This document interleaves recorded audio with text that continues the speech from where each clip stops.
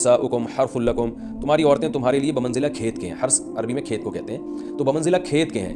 جیسے بیج ڈالا جاتا ہے کھیت میں اور اس سے پیداوار بڑھتی ہے، تو عورت کی جو ایک حیثیت ہے، نیچر نے جو اس کی ایک حیثیت متعین کی ہے، وہ بھی ایک نسل بڑھانے کا ذریعہ ہے، جس میں مرد کا جو اسپم ہے وہ بطور بیج کے ہے اور جو اولاد ہے وہ ایک پیداوار کی طرح ہے. تو اللہ نے یہ یاد رکھیں، اس آیت کو نا بہت سارے غیر مسلموں نے عورت کے خلاف بہت نیگیٹیوٹی پھیلائی ہے کہ دیکھو اسلام عورت کی توہین کرتا ہے، اس کو کھیتی سے تعبیر کرتا ہے. تو کچھ لفظ کسی اور زبان میں جب وہ جاتے ہیں نا تو وہ توہین کا معنی دیتے ہیں.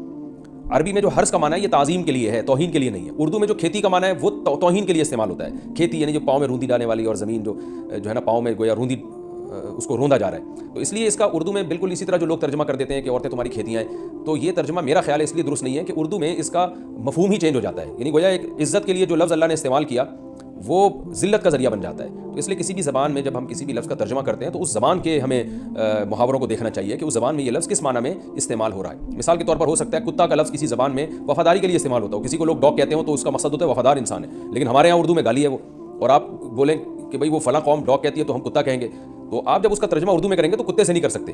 تو اسی طرح یہ عربی کا جو لفظ ہے اس میں بھی یہ چیز غور یعنی ملحوظ رہنی چاہیے. تو اس لیے اس کا ترجمہ کیا جائے گا تمہاری عورتیں تمہارے لیے پیداوار بڑھانے کا ذریعہ ہیں، نسل بڑھانے کا ذریعہ ہیں. فاتو حرثکم، تم اپنے اس نسل بڑھانے کے ذریعے کے پاس آؤ. انا شئتم، جیسے چاہو. وقدموا لانفسکم، اور اپنے نفسوں کے لیے آگے بھیجو، یعنی اولاد کی نیت سے آیا کرو زوجہ کے پاس اور آخرت کے لیے انتظام کرو، یعنی اولاد پیدا کر کے جو تاکہ دنیا اور آخرت میں تمہارے لیے فیوچر میں تمہارے لیے کام آئے. میں دنیا بھی داخل ہے آخرت بھی داخل ہے. تو یہ آیت کا بھی ایک شان نزول ہے کہ صحابہ کرام تو چونکہ جو خواتین تھیں مکہ میں صدیوں سے وہ لوگ آباد تھے، ان کے سفر خاص طور پہ عورتوں کے سفر بہت ہی کم ہوا کرتے تھے. تو جب ہجرت ہوئی ہے اور جو ہے نا ہجرت کر کے بہت ساری صحابیات مدینہ آئی ہیں، تو مدینہ میں ان کے نکاح دوسری قوموں میں ہوئے، پھر انصار صحابہ سے بھی ہوئے. تو چونکہ تقویٰ تھا ان خواتین میں، للہیت تھی، تو بعض جگہ ایسے واقعات ہوئے کہ میاں بیوی کے جو آپس کا ریلیشن ہوتا ہے، ظاہر ہے وہ ہر قوم میں اور ہر جو ہے نا شخص کا مزاج دوسرے سے مختلف ہوتا ہے. تو بعض مردوں نے اس طرح سے اپنی زوجات کے ساتھ ہم بستری کی کہ ان خواتین کو پھر اشکال ہوا کہ پتہ نہیں اس طرح سے ہم بستری کرنا جائز بھی ہے یا نہیں ہے. تو انہوں نے نبی صلی اللہ علیہ وسلم سے یہ مسئلہ پوچھا کہ یا رسول اللہ، ہمارے شوہر ہمارے پاس اس طرح سے آتے ہیں تو کیا یہ جائز ہے یا نہیں. تو ان کے سوال کو بھی مبہم رکھا گیا اور قرآن نے اس کے جواب کو بھی کنایتاً بیان کیا، کیونکہ مسئلہ بظاہر حیا کے خلاف ہے. تو قرآن جب بھی کوئی ایسی بات ہوتی ہے تو اشارتاً کنایتاً اس کا تذکرہ کر دیتا ہے تاکہ مسئلہ بھی واضح ہو جائے، کیونکہ ظاہر ہے اس کی ضرورت تو قیامت تک آنے والے انسانوں کو پڑ سکتی ہے نا. یہ تو ہر میاں بیوی کا اپنا ایک ذاتی مسئلہ ہوتا ہے کہ ہمیں کس طرح سے پرمیشن ہے، کس طرح سے پرمیشن نہیں ہے. تو اللہ تعالیٰ نے بھی اشارتاً ہی اس حکم کو قرآن میں بیان کر دیا. قرآن میں اس لیے بیان کیا کہ تاکہ اس میں کوئی اجتہادی اختلاف کی گنجائش نہ رہے. تو اللہ نے قرآن مجید میں بیان کیا، فرمایا نساؤکم حرث لکم، تمہاری جو ازواج ہیں، تمہاری جو بیویاں ہیں، وہ تمہارے لیے بمنزلہ کھیت ہیں.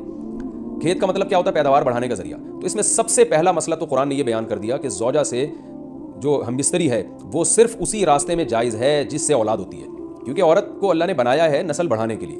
تو کوئی بھی ایسا ہم بستری کا طریقہ اختیار کرنا جو نسل بڑھانے کا ذریعہ نہ ہو، یعنی وہ نیچرل نہ ہو، تو وہ حرام ہے. تو اس میں اللہ نے یہ حکم دے دیا.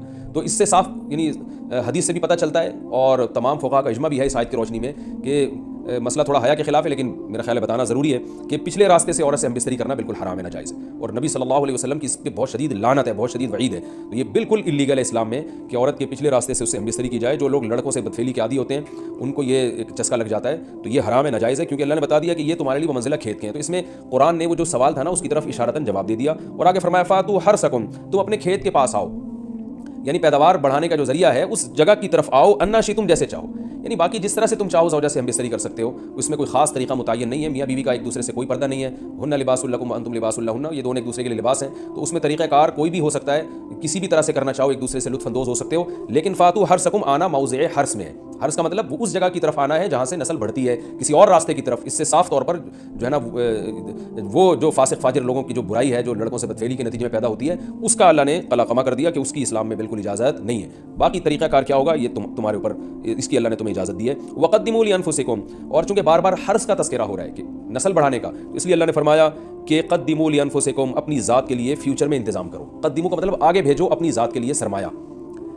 کیا مطلب؟ کہ جب زوجہ سے ہم بستری کرو تو نیت اولاد کی ہونی چاہیے تاکہ وہ اولاد دنیا میں بھی اور آخرت میں بھی تمہارے لیے ذخیرہ بن جائے. تو یہ نسل بڑھانے کی بہت زبردست ترغیب ہے اس آیت میں. اور اس آیت میں اللہ نے عورت کا کہ بہت ساری ذمہ داریوں میں سے ایک بڑی ذمہ داری کا بھی بیان بتا دیا کہ عورت کو اللہ نے بنایا ہے. جو مرد اور عورت کا جو فرق رکھا ہے نا, اس فرق کی بڑی وجہ یہی ہے کہ مرد کے اسپرم کو اللہ نے بیج کے طور پہ پیدا کیا ہے اور عورت کو اللہ نے زمین کے طور پہ. تو بیج اور زمین کے ملاپ کا بنیادی مقصد ہی نسل بڑھانا, پیداوار بڑھانا ہوتا ہے, نہ یہ کہ نسل روکنا. آج فیملی پلاننگ والوں نے اس آیت کی دھجیاں اڑا دی ہیں اور جو پوری دنیا میں ایک بیہودہ قسم کی تحریک چل رہی ہے, یہ آیت بالکل اس کی نفی کر رہی ہے. اس لیے اللہ نے فرمایا اچھا, اللہ نے اس کا بھی جواب دے دیا کہ جو فیملی پلاننگ والے کہتے ہیں نا نسل بڑھنے سے تمہارا نقصان ہوگا, خرچے بڑھ جائیں گے, تو اللہ فرماتا ہے قدموا لانفسکم, تمہارا فیوچر بن جائے گا, سمر جائے گا. کیونکہ اولاد پہ اتنی انویسٹمنٹ نہیں ہوتی جتنا اس کا آؤٹ پٹ ہوتا ہے. ان پٹ کم ہے, آؤٹ پٹ زیادہ ہے.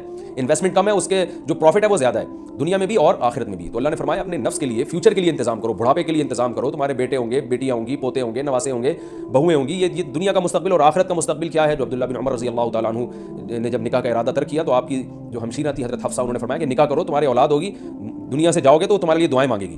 تو یہ آخرت کے لیے ذخیرہ ہے. تو اس لیے اللہ نے فرمایا کہ آخرت کے لیے ذخیرہ کرو. واتقوا اللہ, اور اللہ سے ڈرو. واعلموا انکم ملاقوہ, اور جان لو کہ تم نے ایک دن اللہ سے ملاقات کرنی ہے. تو جتنے حکام اللہ نے تمہیں اس آیت میں دیے ہیں ان تمام حکام کو تم نے فالو کرنا ہے.